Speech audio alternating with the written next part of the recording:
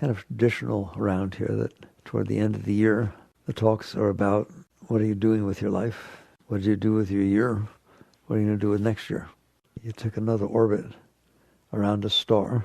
What did you achieve in terms of the pole star, the meaning of your life? So we talked about this chant we did, which is pretty strong. I wrote it a long time ago. I am transcendent. Some people would listen to that and say, well, that's cold. You don't need anything. You don't need anyone. Let's talk about that. If you are needy, you're a taker. I don't care how nice it looks. I don't care how sweet it is. I don't care how you go about it. Need means I need to take. There's no need without taking. In other words, I'm not whole. I need something from you, from the outside, from something to bring into me so that I feel more complete. That's what it means to fulfill a need. That's what it means to go outside yourself and try to bring things in that make you feel better. That's what it means to need. Someday, instead of looking outside and saying, I need things, you will look inside and say, why do I need things? And don't tell me everybody does. That's not an answer. Why do I need things? Why do I feel lacking? Why do I feel scared? Why do I need security? Or I need someone to stand by me and support me and know that they'll always be there. And you look at it when you're not busy trying to get that, and you realize, because I'm not okay. Why do you need medicine? Nothing wrong with these things. Why do you need medicine? Because I'm not okay. Why do I need things from outside? Because I'm not okay inside. Well, that's a very major paradigm shift in how to look at things. Because everybody's busy saying it's natural to not be okay. You don't realize you're saying that, but it's natural to not be okay. Therefore, it's natural to need things. Therefore, it's natural to go out and try to get the things you need. And that's what makes the world go round, isn't it? That's what everybody's doing. They just all do it different ways. Some people do it with flowers, and some people do it with guns. But they're doing the same thing, right? I'm trying to manipulate the world around me, people, places, and things, so they be the way I need them to be so that I feel better. I'm not whole, and being around you makes me feel more whole. I don't feel love. Being around you makes me feel love. Therefore, I need you. It's romantic. It's beautiful. But it's because you're not okay. If you are okay inside, you don't have need. Now, let's just jump ahead, and we'll fill it in the middle. Isn't that cold to not need anything? No. If you don't need anything, you're not a taker. Well, then what? If you don't need anything, you express the beauty you have inside yourself, and you become a giver. While you need, you're not giving, you're taking. Even if you behave in a certain way so that your significant other loves you more, you're taking their love. You're acting in a way that will make them behave in a way that makes you feel better. I know it's not nice to talk like this, but that is taking. It's nice taking. It's not harmful taking. But basically, when you're whole inside, and you feel complete inside, and you feel joy inside, and you feel love inside all the time, you express that joy.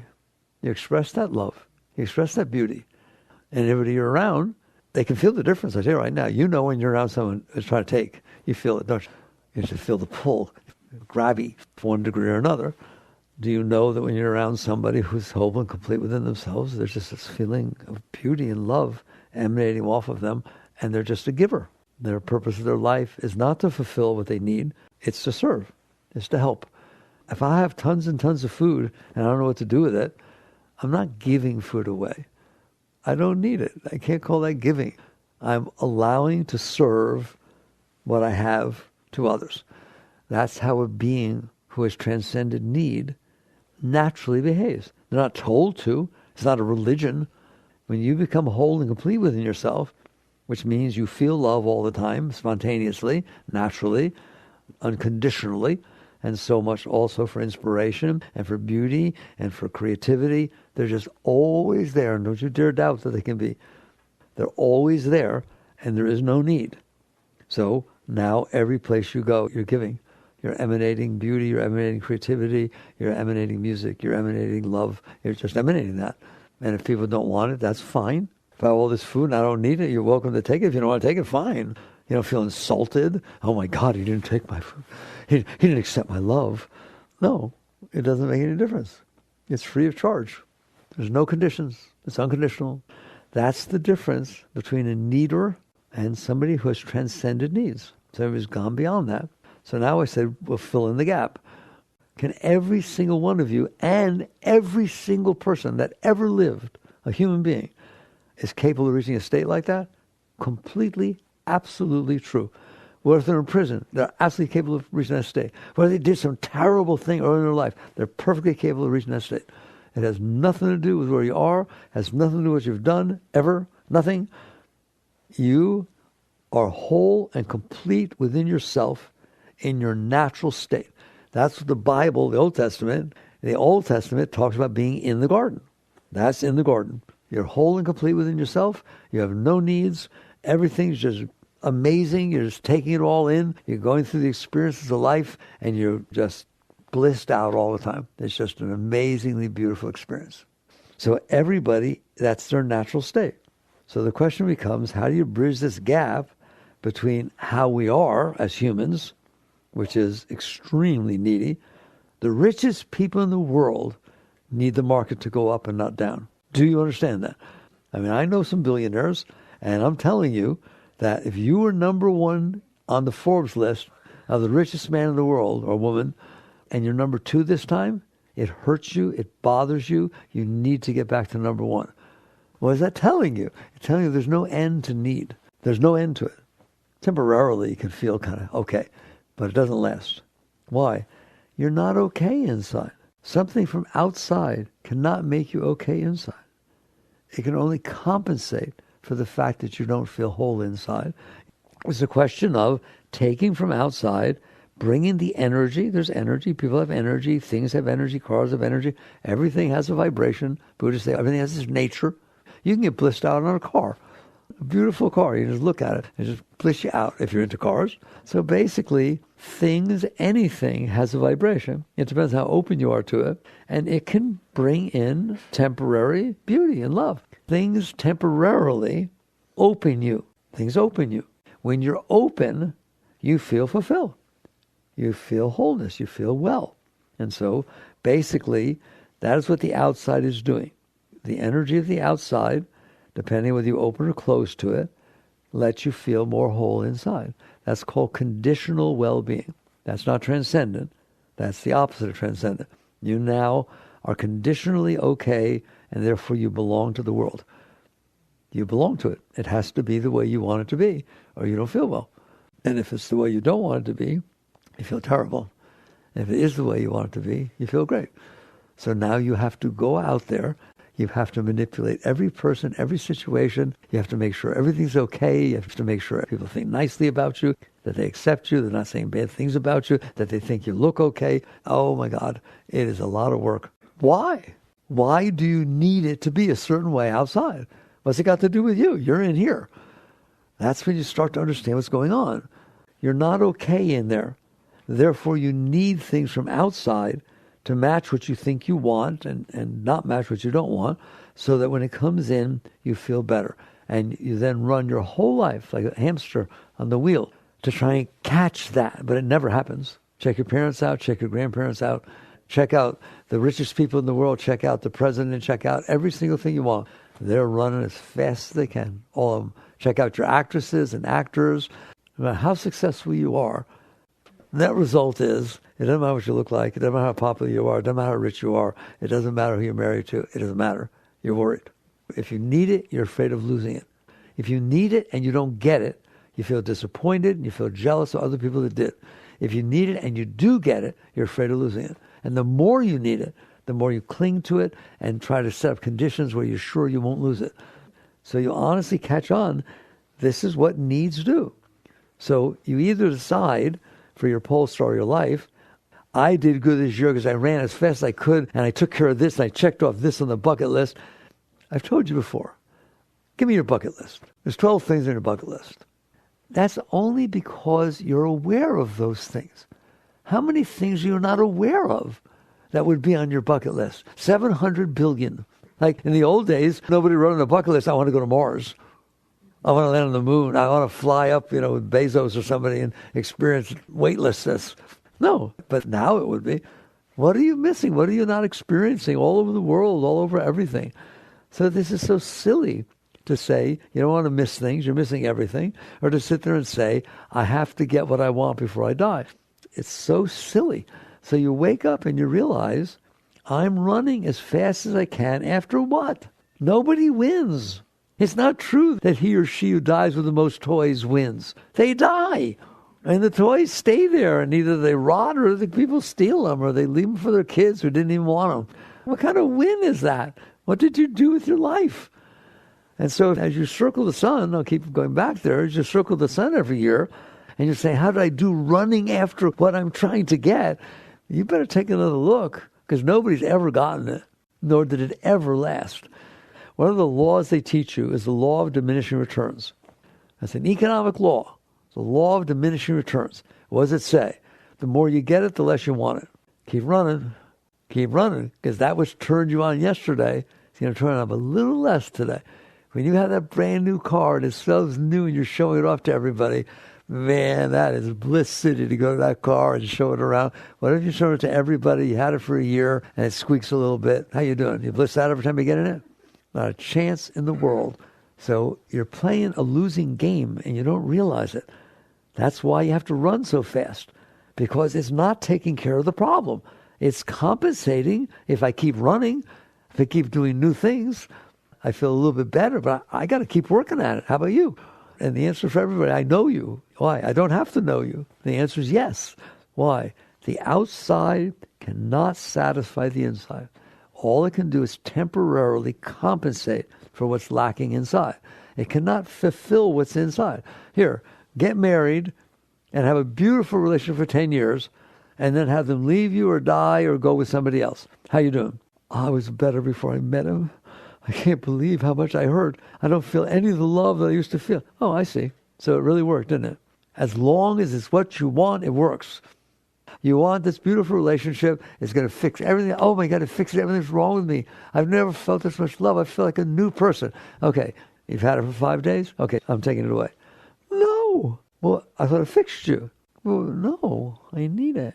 It did not satisfy that need. It compensated for the need. It is still there. It's there. You just take off the compensation, and there it is, a raw wound.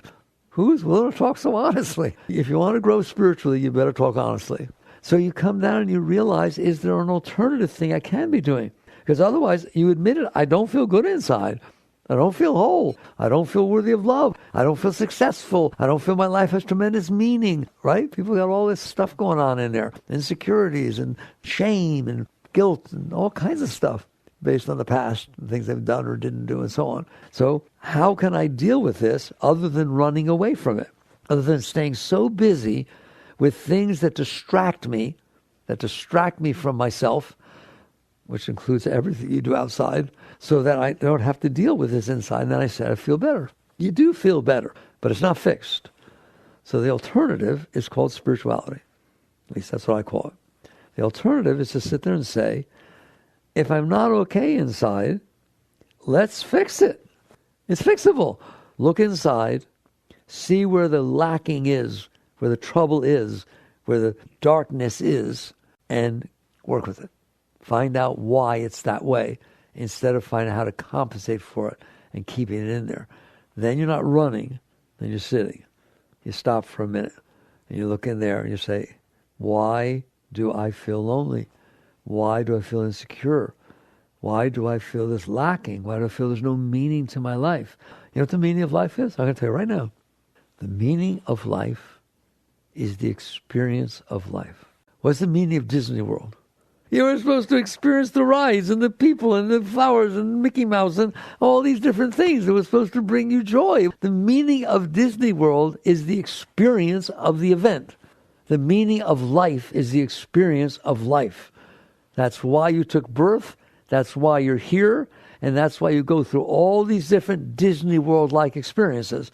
There's lots of different experiences in Disney World. There's lots of different experiences in life.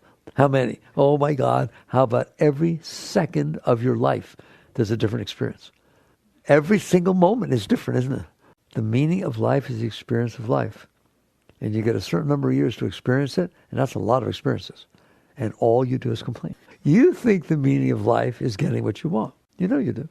The meaning of life is getting what I want and avoiding what I don't want. No. If you're whole and you're happy, you go here and you experience life, all of it, every second of it, all the weather and all the people and all the foods and just everything there is. It's unbelievable. Everywhere you look, there's thousands of things. And then you go and look somewhere else. Look to the left, different. Look to the right, above.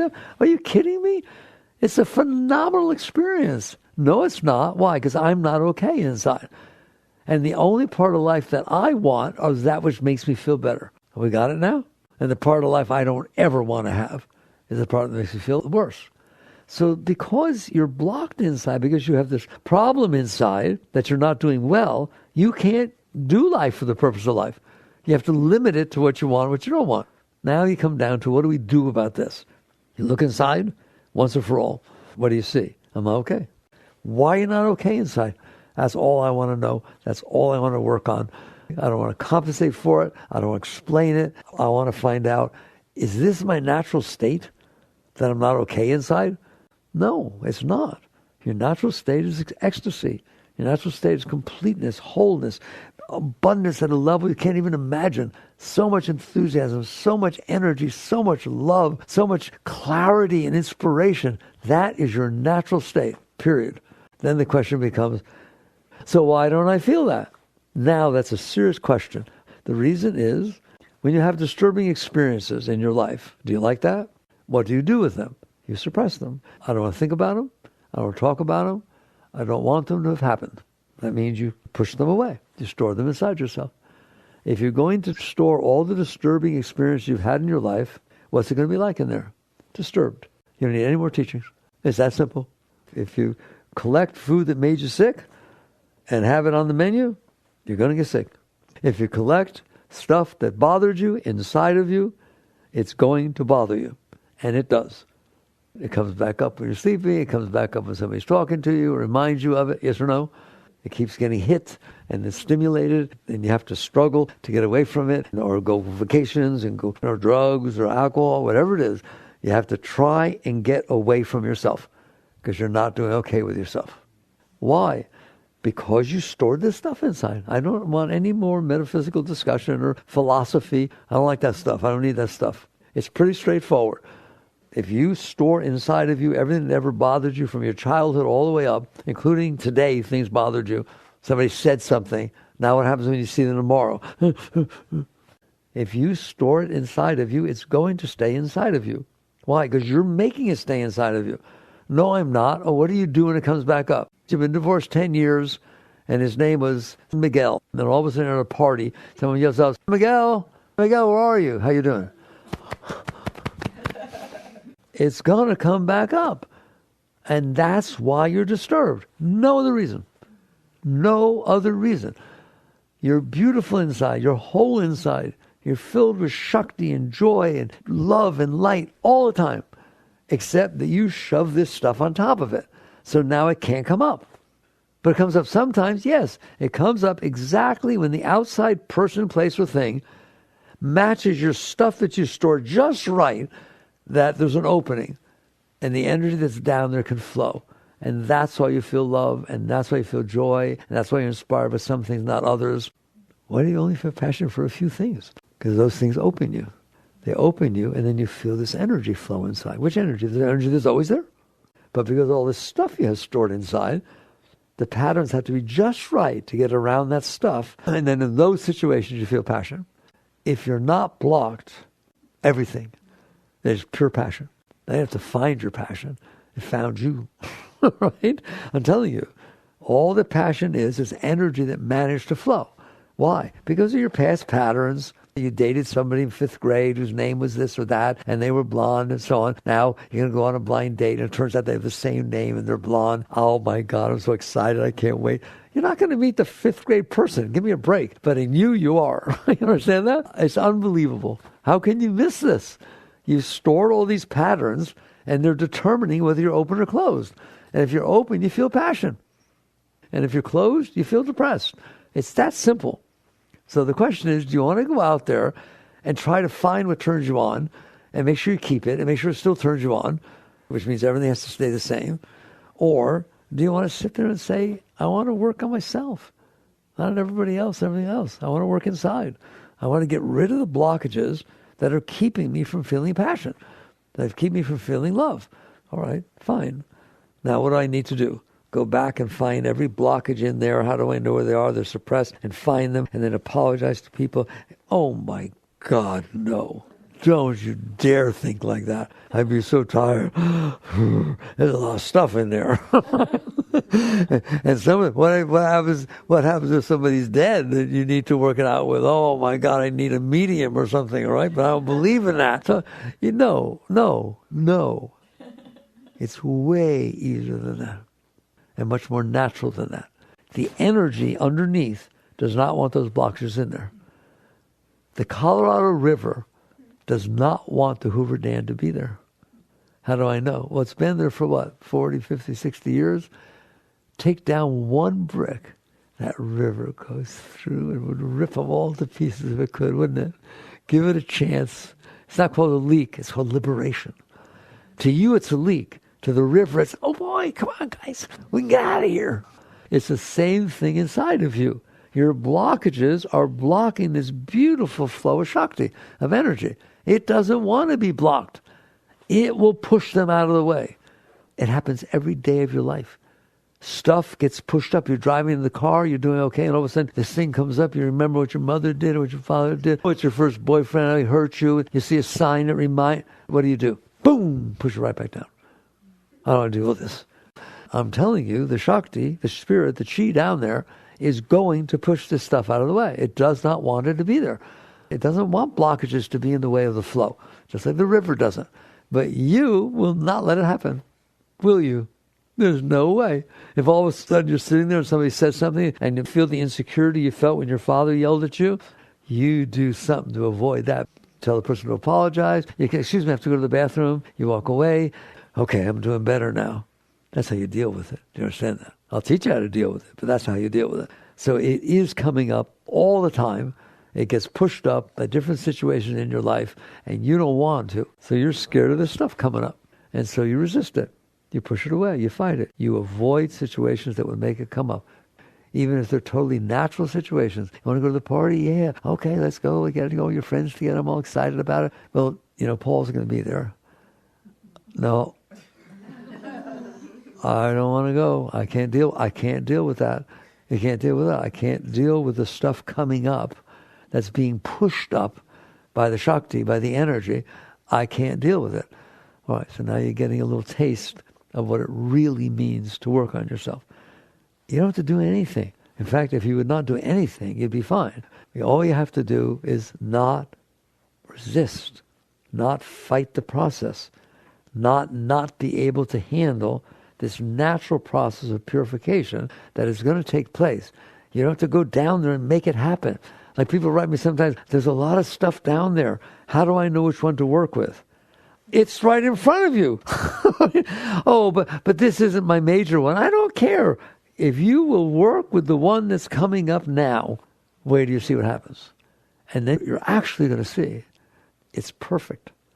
It knows exactly which one needs to come out. It's like pulling a string to unwind a ball of thread that's tied together. You better pull the right string or it all gets tighter.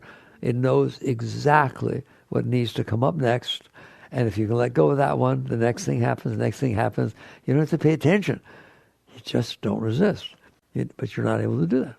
So that becomes your spiritual job. Not finding what will compensate for it, that keeps it inside. Not going down there and trying to get rid of it because it's bothering me.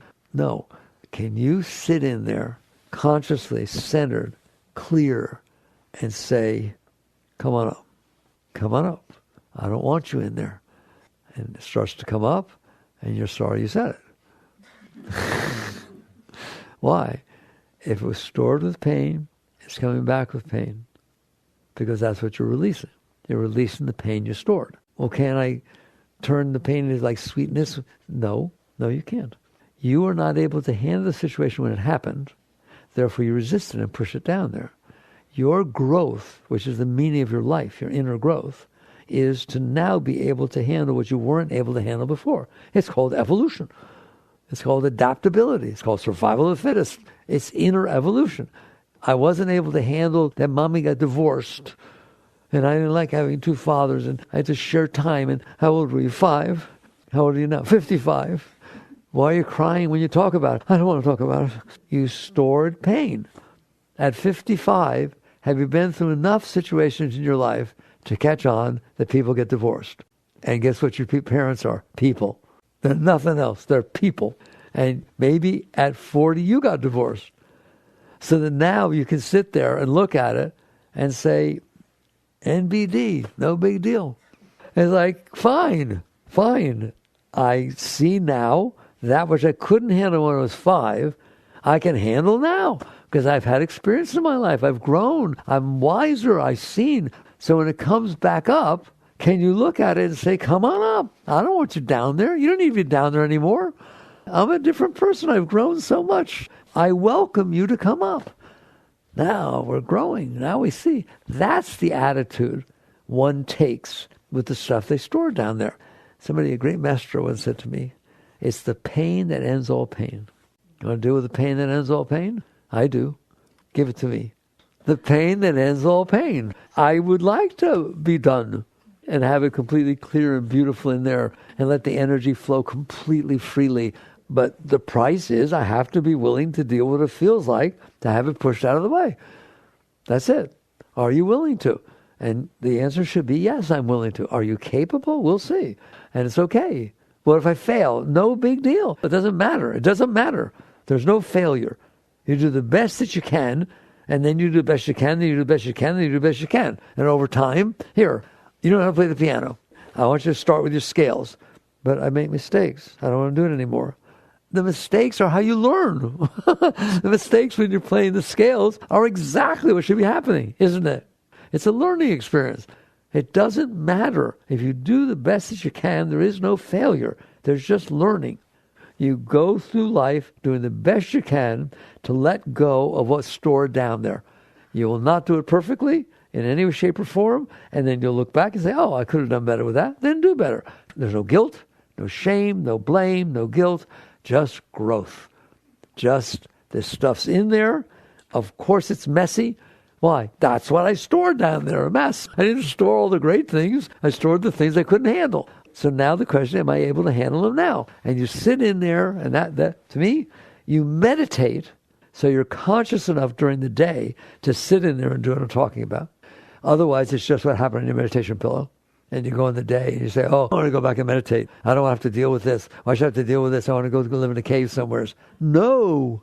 You want to stand right face to face with life and let it hit what you have in there and let it go. So that every moment of your life is walking meditation. Every moment of your life is, literally every moment of your life is spiritual growth. Until there's nothing hitting anything, and now it's all beautiful, and you can give like I talked about. All right? So how do you do that? By practice. Practice makes perfect. You open up and realize, I have stuff in here. How much? A lot.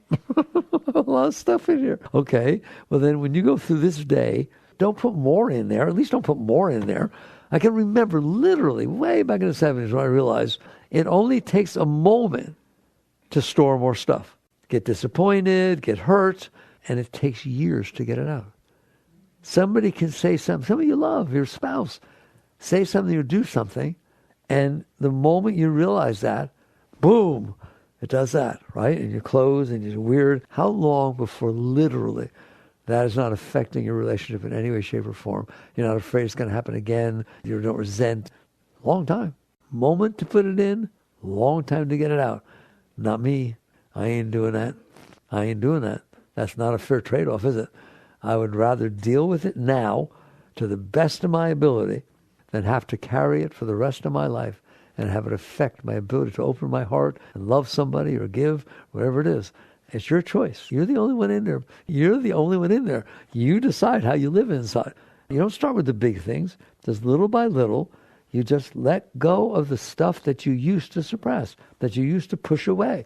Even little tiny stuff bothers you for no reason. Work with it. Don't let it bother you. breathe, relax. That's what I found. I've been doing this for 50 years. I say that and I realize I must be old. I don't feel it. But basically, what I've learned inside myself is if you will relax through everything, there's no resistance. You can't resist when you're relaxing. Resistance takes muscle. Resistance takes pushing inside. It takes energy.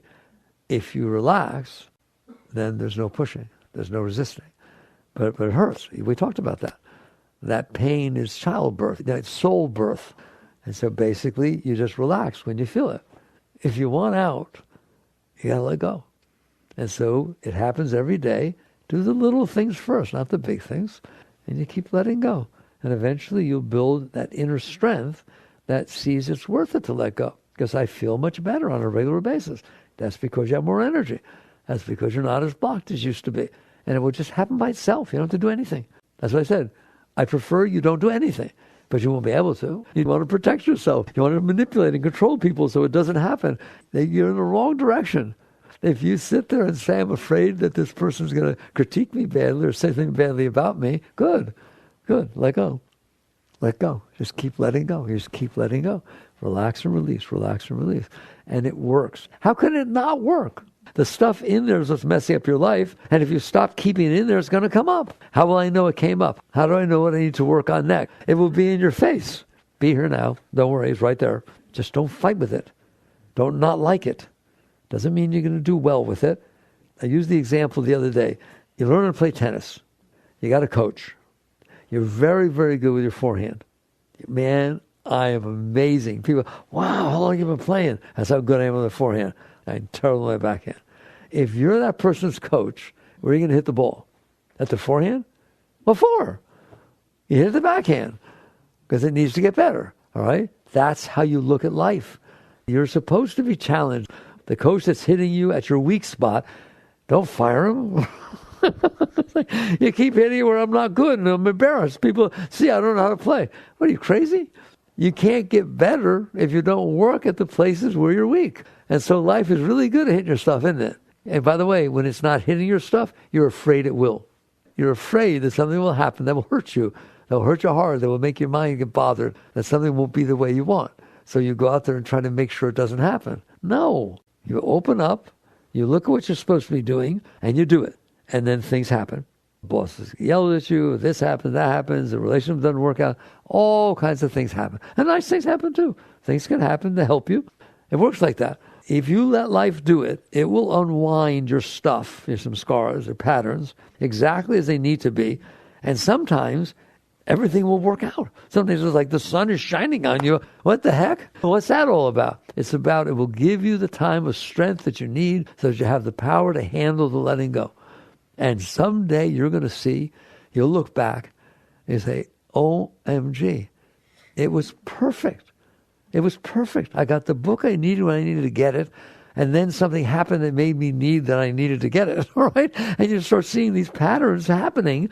You say, it's as if the whole universe is trying to help me cleanse. That is the meaning of your life. The meaning of your life is to go back up with less than you came down with. Period. The rest comes and goes. That goes with you. Your inner growth stays with you. And so basically, you catch on and you start working on yourself. You're doing serious work on yourself. This is serious work. You don't have to pay anybody, but it's okay to have help. Any way you're doing it is fine with me, as long as you're not spending your entire life trying to compensate and avoid what's going on inside of you. At least you're sitting here saying, I understand the meaning of my life is to not put more stuff in and let go of the stuff that's coming up. And the more you do it, the more you'll come in harmony with the energy that's causing all this to happen. And it will raise you. It will raise you at a level you couldn't even possibly imagine. All this Shakti, joy, rushing inside of you all the time, going through all your centers, pouring. That's who you are. You're a being of light. You're a being of greatness. And you bother to block that. Well, how about we let it go? Not we unblock it. That's not your job. I made your job really easy. I said, don't resist. That's your job. Don't resist. Don't resist what? The natural process of purification.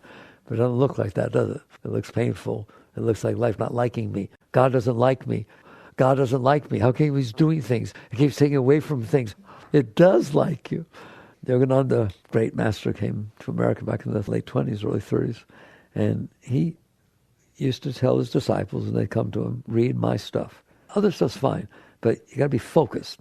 And all of our teachers teach a little different. So read my books, write this, and so on. Except for one book. One thing, it was a poem called The Hound of Heaven.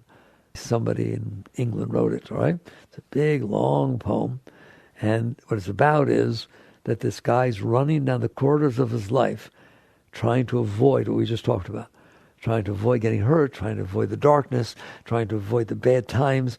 And he's running, he's yelling at God constantly. That's the hound of heaven. It's chasing him. And he yells, why are you chasing me all the time? And in the end, all I care about, and I read it periodically every year, the last paragraph, it says, I'm cornered. There's no place to run. I've avoided you my whole life. I've run from you. Now you've got me cornered. And all of a sudden he says, oh my God, could it be the darkness that I've been running from my whole life was the shadow of your hand reaching down to pick me up? That's what's happening. Life is your friend. Life is your best friend. But you got to be willing to go through the growth. You understand that? You got to be willing to go through what it's putting you through. It's a washing machine. And it's trying to cleanse you. You think it's trying to hurt you.